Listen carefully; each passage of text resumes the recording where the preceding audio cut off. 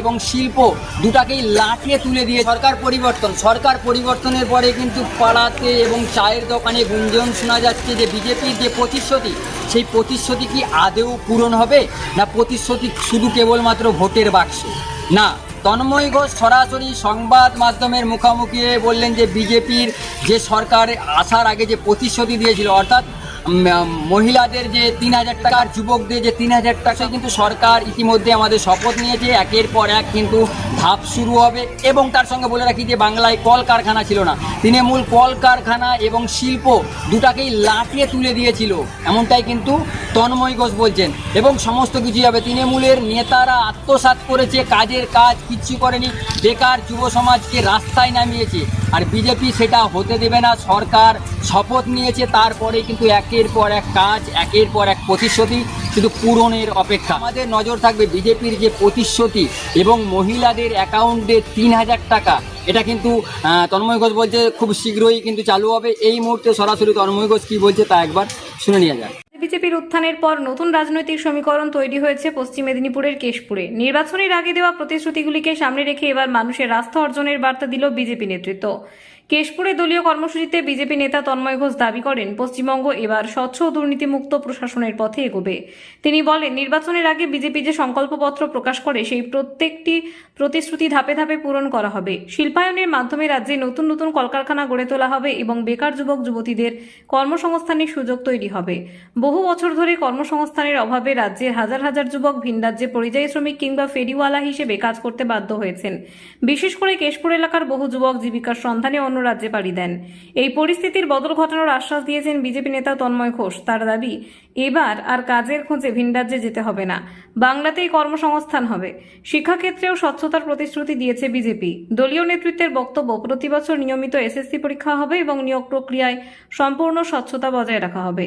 টাকার বিনিময়ে চাকরি নয়, শুধুমাত্র মেধার ভিত্তিতেই নিয়োগ করা হবে বলে দাবি করা হয়েছে। মহিলাদের জন্য অন্নপূর্ণা ভান্ডার প্রকল্পে মাসিক ৩,০০০ টাকা এবং বেকার যুবকদের জন্যও ৩,০০০ টাকা ভাতার প্রতিশ্রুতি তুলে ধরা হয়েছে। পাশাপাশি রাস্তাঘাট, পানীয় জল এবং আবাস যোজনার মতো উন্নয়নমূলক প্রকল্প স্বচ্ছভাবে বাস্তবায়নের আশ্বাস দেওয়া হয়েছে। তৃণমূল সরকারের বিরুদ্ধে তোলাবাজি ও কাটমানির অভিযোগ তুলে বিজেপি নেতৃত্ব দাবি করেছে মানুষ দুর্নীতির বিরুদ্ধে রায় দিয়েছেন এবং বিজেপির উপর ভরসা রেখেছেন। দলের বক্তব্য দেশের প্রধানমন্ত্রী নরেন্দ্র মোদী এবং রাজ্যের মুখ্যমন্ত্রী শুভেন্দু অধিকারীর নেতৃত্বে পশ্চিমবঙ্গকে সোনার বাংলা হিসেবে গড়ে তোলাই এখন প্রধান লক্ষ্য। সবকা সাথ সবকা বিকাশ এর আদর্শ নিয়ে রাজ্যের সর্বস্তরের মানুষের উন্নয়নের কাজ করবে বিজেপি সরকার বলেও দাবি করা হয়েছে। বলেছি যে যা আমাদের পার্টি সংকল্পপত্রে লিখেছিল মহিলাদের ৩,০০০ টাকা পাবেন, এটা মোদিজির গ্যারান্টি, আমাদের রাজ্যের সম্মানীয় মুখ্যমন্ত্রী ওনার গ্যারান্টি, সম্মানীয় প্রধানমন্ত্রীর গ্যারান্টি। মানে যে প্রতিশ্রুতিগুলো আপনার সব প্রতিশ্রুতি পালন হবে, সব প্রতিশ্রুতি পালন হবে, কোনো চিন্তা করার কোনো ব্যাপার নেই। বেকার যুব সমাজের জন্য এখন ৩,০০০ করে টাকা বেকার যুবকরা পাবে, মোদিজির গ্যারান্টি, আমাদের মুখ্যমন্ত্রীর গ্যারান্টি। ৩,০০০ টাকা পাবে, যখন বেকার ছেলেরা চাকরি বাকরি পাবে, এখানে স্বচ্ছভাবে নিয়োগ হবে, এখানে কোনো ব্যাপার নেই, এখানে কোনো টাকা পয়সা নিয়ে নিয়োগ হবে না, টোটালটাই হবে পশ্চিমবাংলা স্বচ্ছভাবে। আমাদের সম্মানীয় মুখ্যমন্ত্রী যিনি গতকাল শপথ নিয়েছেন তিনি বলেই দিয়েছেন যে পশ্চিমবাংলাটা হবে সোনার পশ্চিমবাংলা।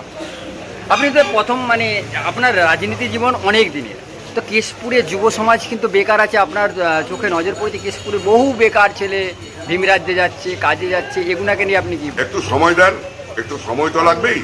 ভিন রাজ্যের ছেলেরা যাবে এটা পশ্চিমবাংলা শিল্প হবে, কলকারখানা হবে, সব কিছু হবে, বেকার ছেলেরা এখানেই কাজ পাবে, আমাদের রাজ্য থেকে আর ভিন রাজ্যে যেতে হবে না। আমি বললাম যে আমাদের রাজ্যের মুখ্যমন্ত্রী সম্মানীয় শুভেন্দু অধিকারী উনি বলে দিয়েছেন যে আমাদের রাজ্যের ছেলেরা ভিন রাজ্যে আর যাবেন, একটু সময় লাগবে।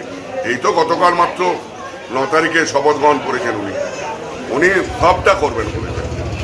বললাম মোদিজির গ্যারান্টি, মুখ্যমন্ত্রীর গ্যারান্টি, সবকা সাথ সবকা সব হবে, সব হবে।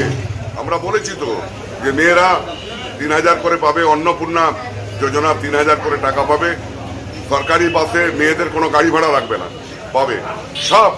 এখানে শিল্প আসবে, কলকারখানা, পশ্চিমবাংলাটা তো শিল্প কারখানা, প্রতি বছর এখানে শিল্প সম্মেলন করা হতো, ১০০ কোটি টাকা খরচ করা হতো, কিন্তু শিল্পের নামে কেউ আসতো না। এখানে তোলাবাজ সরকার, তৃণমূল কংগ্রেস, এই তোলাবাজ সরকার শিল্পপতিরা জানতো যেখানে এলেই তোলা তুলে নেবে, এরা কোনো কাজ করতে দেবে না। এই তোলাবাজ সরকার জন্যে কেউ এখানে শিল্প করতে আসে, যা শিল্প ছিল সব শিল্প উঠে চলে গেছে।